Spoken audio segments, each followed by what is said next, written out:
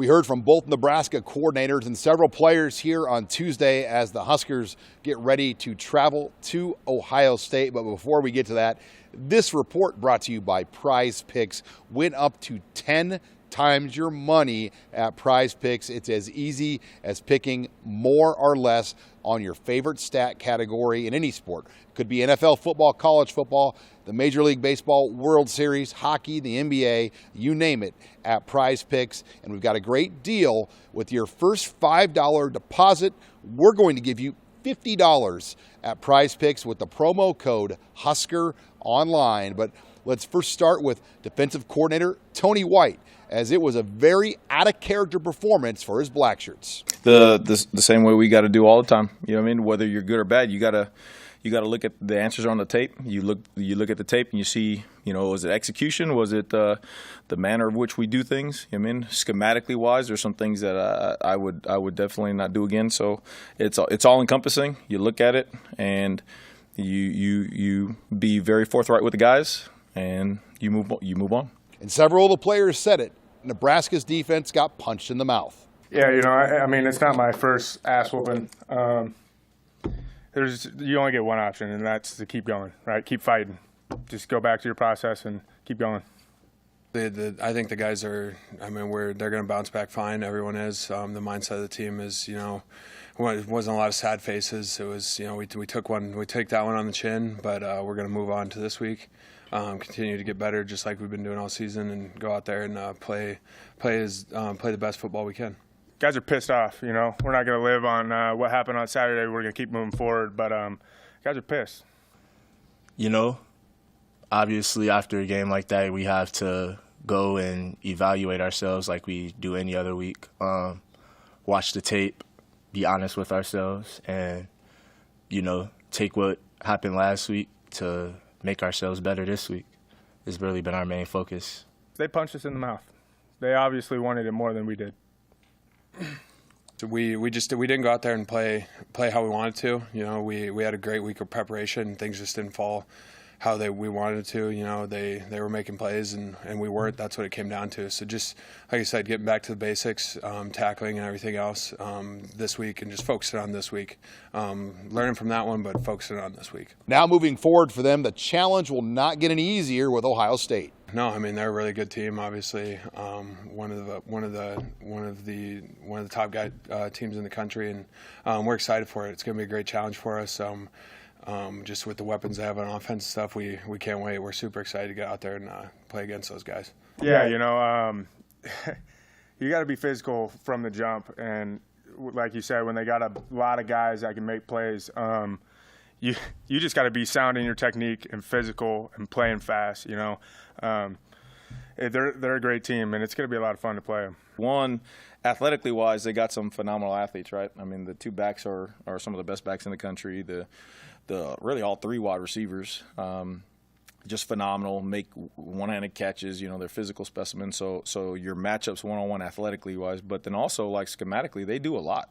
I mean, they're always motioning, shifting, trading. They try to get numbers advantages out on the perimeter.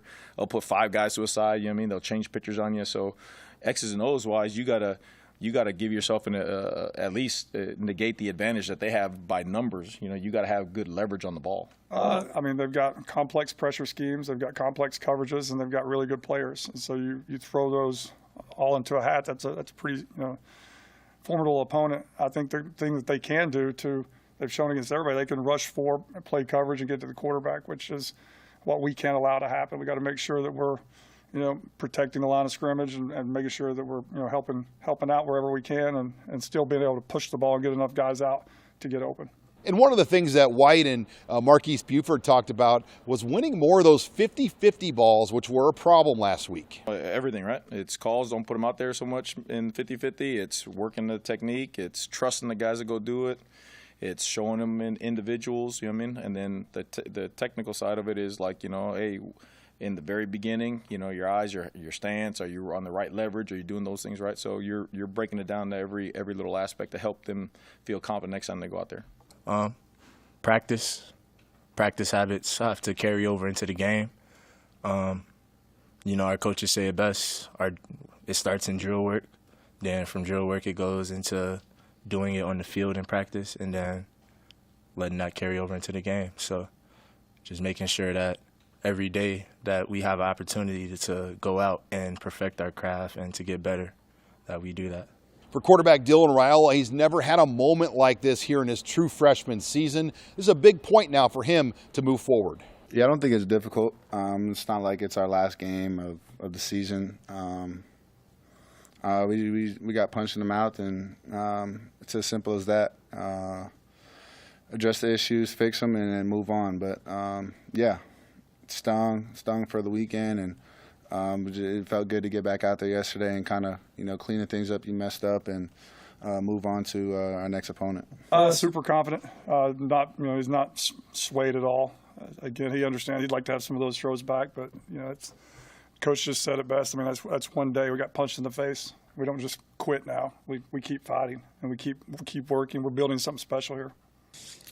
Yeah, it's just little things here and there that kind of get you in the big games. So I think just cleaning up the little things, and we have another opportunity this week to improve and go 1-0. We talked to both Satterfield and wide receiver Jamal Banks about the perimeter blocking and how that can get improved. As far as today, it's been a lot of progress and just repetition, and to get the guys out there who willing to do it. We knew and know we have an issue that we have to continue to improve. We've attacked it. That's the bad stuff. The bad thing is being reactionary, which I was reactionary to it. I saw it the whole time, and I needed to get out in front of it. But the last 2 weeks we've been working extremely hard on it. I think it's getting better and better and better. Hopefully, as we go through the season, it becomes a weapon for us. Yeah, I mean, it's extremely emphasized, throughout the team, throughout the room. It's a mentality, and that's just something that we've honed in on and just continue to work and rep every day. And then finally, there is a unique angle here with Ohio State and Nebraska, as Dylan Raiola was once committed to the Buckeyes. In fact, he attended 3 games in Columbus. Yeah, I know a lot of them, just the recruiting and everything, but it's a cool place. Never played there. Always grew up wanting to play there, so opportunities here. Satterfield also said here on Tuesday that both true freshmen Carter Nelson and Ja'Cory Barney saw the most reps they've played in the offense, and that's going to continue here moving forward as the Huskers finish this second part of the season. Reporting with the Nebraska football team in Lincoln, I'm Sean Callahan of HuskerOnline.com.